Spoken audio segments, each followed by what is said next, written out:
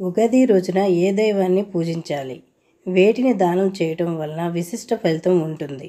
హిందువులు జరుపుకునే ప్రతి పండగకి ఒక దైవము ప్రధాన దేవతగా ఉండి పూజలను అందుకుంటుంది. ఈ నేపథ్యంలో ఉగాది రోజున ఏ దైవాన్ని పూజించాలనేదే కొందరిలో సందేహం.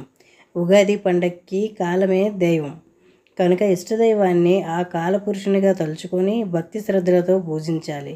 శ్రీ మహావిష్ణువు, శివుడు లేదా జగన్మాతను ధ్యానించిన శుభ ఫలితములు కలుగుతాయి. ఇష్టదేవతల స్తోత్రాలను పఠించి పూజించిన అనంతరం వేప పువ్వుతో చేసిన ఉగాది పచ్చడిని దేవుడికి నైవేద్యంగా సమర్పించాలి. అంతేకాదు ఉగాది రోజున ప్రాపదానం అంటే చలివేంద్రాన్ని పెట్టమన్నారు పెద్దలు. వేసవి కాలం ఎండలు మొదలవుతాయి కనుక బాటసారులు దాహర్తిని నింపడం కోసమే ఈ నియమం పెట్టినట్లు తెలుస్తుంది. సూర్యుని తాపాన్ని ఎదుర్కొనేందుకు మంచినీరుతో దాహం తీర్చడమే కాదు, ఉగాది రోజున కొందరు చెప్పులు, గొడుగులను కూడా దానం చేస్తారు. ఉగాది తెలుగువారికి నూతన సంవత్సర ప్రారంభ దినం కనుక ఈ రోజున కొత్త పనులను చేపట్టమని పెద్దలు సూచిస్తారు. శోభకృత నామ సంవత్సరం ముగియబోతుంది. ఏప్రిల్ 9 నుంచి క్రోధినామ సంవత్సరం ప్రారంభం కాబోతుంది. ఆ రోజు ఉగాది పండుగ జరుపుకోనున్నారు. ఏటా చైత్రమాసం పాడ్యమి రోజున ఉగాది జరుపుకుంటారు. హిందువులు జరుపుకునే అతి ముఖ్యమైన తెలుగువారి పండుగ ఉగాది.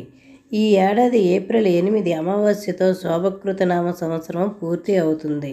ఏప్రిల్ 9 నుంచి క్రోధినామ సంవత్సరం ప్రారంభమవుతుంది. ఆ రోజునే ఉగాది పండుగ జరుపుకుంటారు. అప్పటి నుంచి చైత్రమాసం ప్రారంభం అవుతుంది. ఆ రోజు నుంచి చైత్ర నవరాత్రులు కూడా ప్రారంభం కాబోతున్నాయి. యుగ, ఆది అనే 2 పదాల నుంచి ఉగాది వచ్చింది. ఈ సమయంలో కాలంలో స్పష్టమైన మార్పులు మొదలవుతుంటాయి. కొత్త సంవత్సరానికి నాంది పలుకుతూ ఉగాదికి అందరూ సంతోషంగా స్వాగతం చెప్తారు.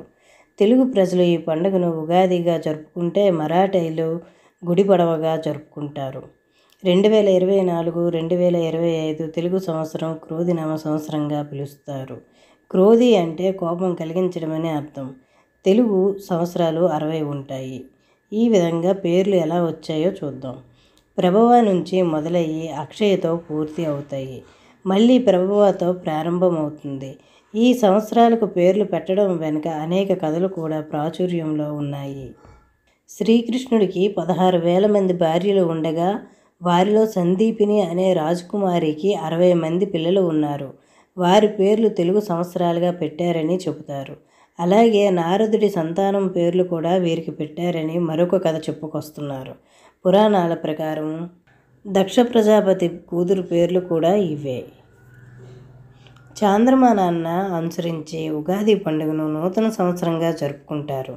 గతాన్ని విడిచిపెట్టి కొత్త జీవితంలో కొత్త ఆశయాలతోటి ముందుకు సాగాలని కోరుకుంటూ ఉగాదిని వేడుకగా జరుపుకుంటారు. ప్రతి ఒక్కరూ ఉగాదితో కొత్త జీవితానికి నాంది పలుకుతారు.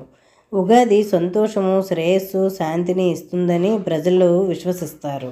హిందూ పురాణాల ప్రకారం బ్రహ్మదేవుడు విశ్వాన్ని సృష్టించాడు. విశ్వం సృష్టించిన మొదటి రోజే ఉగాది అని నమ్ముతారు. ఉగాది రోజు ఏం చేయాలి? ఉగాది నుంచి వసంత ఋతువు ప్రారంభమవుతుంది.